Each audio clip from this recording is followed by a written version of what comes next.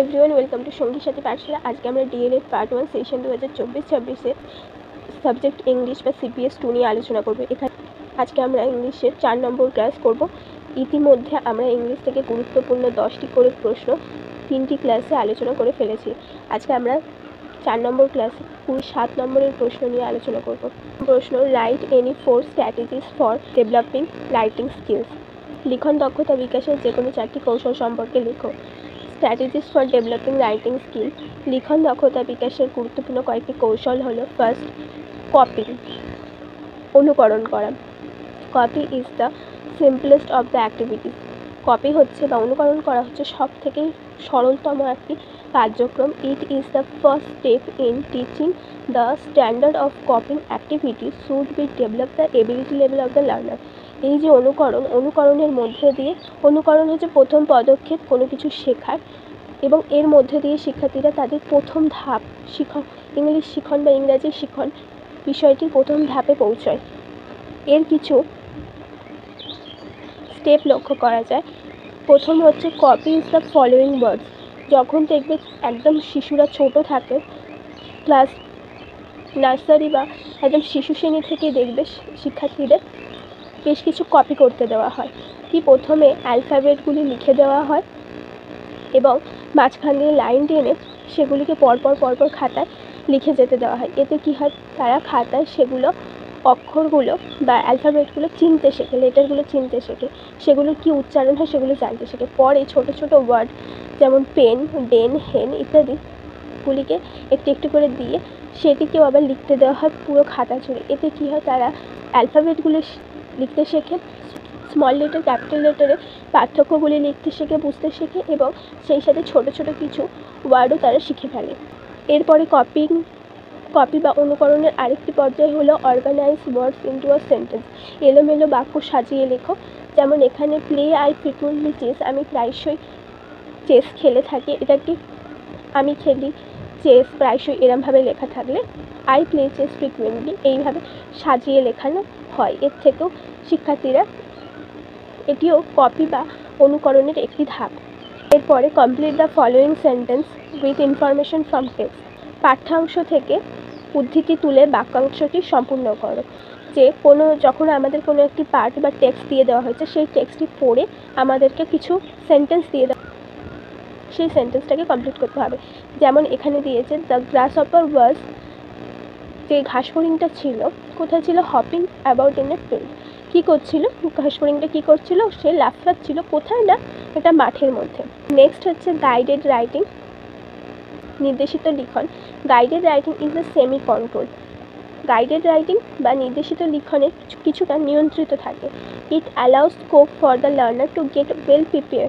এটা কী করে, এই নির্ধারিত লিখন স্টুডেন্টদের কিছুটা ছাড় দিয়ে দেয় যে তারা নিজেদেরকে প্রস্তুত করবে, কিছু লেখার আগে নিজেদেরকে প্রস্তুত করে নেবে।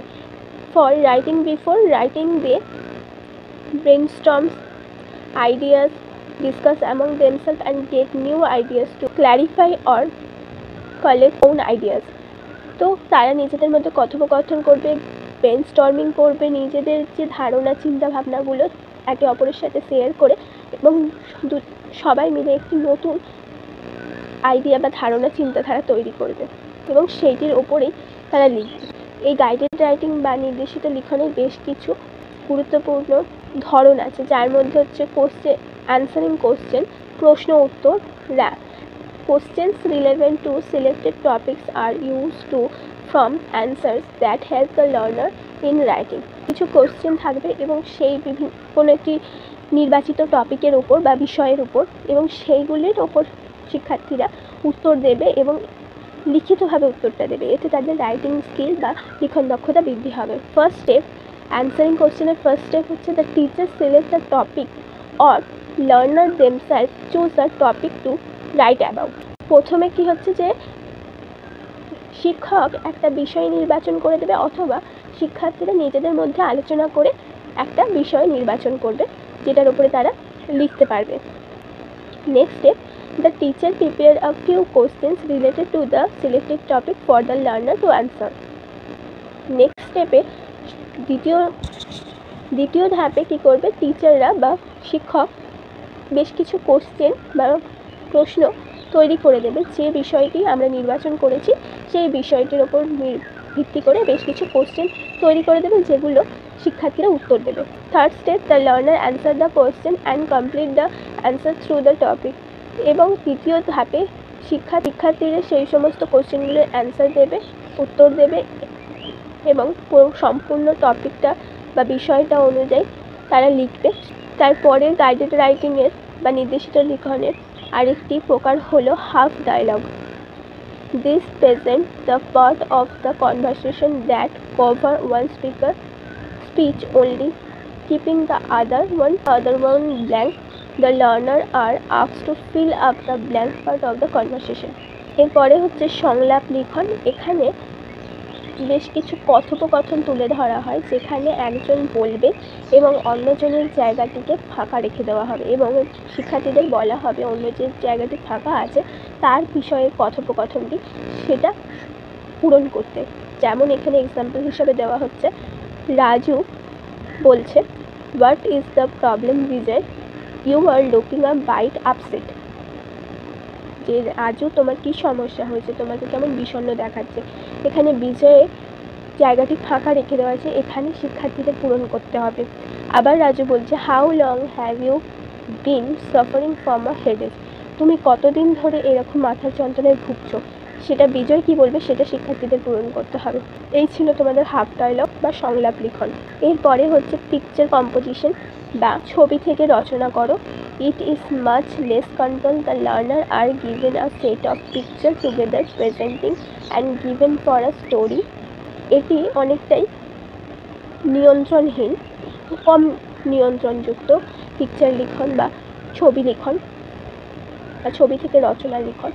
এখানে যে শিক্ষার্থীরা তাদের কাছে বেশ কিছু ছবি দিয়ে দেওয়া হয় এবং তাদেরকে বলা হয় এখান থেকে একটি গল্প লিখতে। The learner describe the picture one by one in their own way and write a story one and even base on the picture. শিক্ষার্থীরা প্রত্যেকটা ছবি একটার পর একটা নিজেদের মতো করে বলবে এবং সেগুলোর উপর ভিত্তি করে তারা একটি গল্প লিখবে। এই ছিল আমাদের নির্দেশিত লিখনের 3টি প্রক্রিয়া।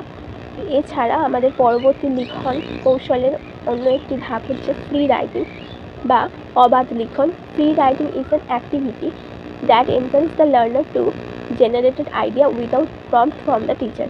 যে ফ্রি রাইটিং বা অবাধ লিখন এমন একটি কার্যক্রম যেখানে শিক্ষার্থীদের উৎসাহিত করা হয় যে তাদের নিজস্ব যে চিন্তাভাবনা ধারণাগুলো আছে সেগুলো তারা নিজেদের মতো করে লিখুক, টিচারদের বা শিক্ষকের কোনো কিছু বলে দেওয়া বা শিখিয়ে দেওয়া ব্যাপারের বাইরে গিয়ে।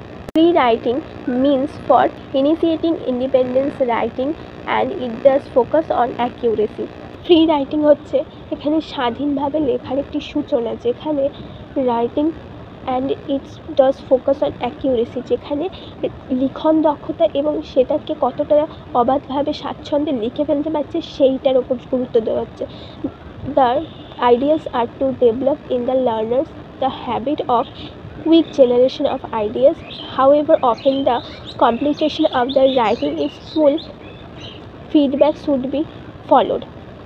যে এখানে কি হচ্ছে যে কত তাড়াতাড়ি শিক্ষার্থী কোনো একটি নিজের চিন্তাধারার উপর ভিত্তি করে কিছু লিখে ফেলতে পারছে সেইটার উপর গুরুত্ব দেওয়া হচ্ছে এবং কতটা সে নিজের মতো করে লিখে কমপ্লিট করতে পারছে, সমাপ্ত করতে পারছে সেটার উপর গুরুত্ব দেওয়া হচ্ছে এবং এটার জন্য সাথে সাথে তার মূল্যায়ন করে দেওয়া, তাকে বুঝিয়ে দেওয়া যে কী হচ্ছে, কতটা ভুল, কতটা ঠিক এবং তাকে উৎসাহিত করা খুব গুরুত্বপূর্ণ। নেক্সট পয়েন্ট হচ্ছে creative writing. Creative writing is a very difficult to B isolated from the free writing. Creative writing বা সৃজনশীল লেখন একে কিন্তু অবাধ লিখন বা ফ্রি রাইটিংয়ের থেকে আলাদা করা প্রায় অসম্ভব। Everything free writing is essentially free creative writing. প্রত্যেকটি যে অবাধ লিখন সেটা কিন্তু অবশ্যই এক একটি অবাধ সৃজনশীল লিখন। is a self-generated activity that is joyful, lively and satisfying for the learner. এটা হচ্ছে এমন একটি নিজস্ব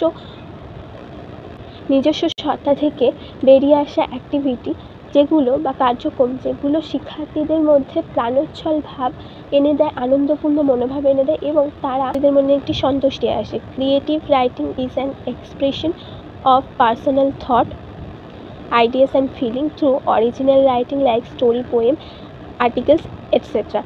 এই যে ক্রিয়েটিভ রাইটিং বা সৃজনশীল লিখন, এটা হচ্ছে এক ধরনের এমন এক প্রকাশগত অভিব্যক্তি যেখানে শিক্ষার্থীরা তাদের নিজস্ব ভাবনা, চিন্তা, ধারণা, অনুভূতিগুলিকে প্রকাশ করে লেখার মাধ্যমে, যেগুলো সত্যিকারের এবং যে গল্প, কবিতা, প্রবন্ধ আছে এগুলো সমান গুরুত্বপূর্ণ। এইভাবে এই কয়েকটি স্টেপের মধ্যে দিয়ে আমরা শিক্ষার্থীদের মধ্যে লিখন দক্ষতা বিকাশ ঘটাতে পারি।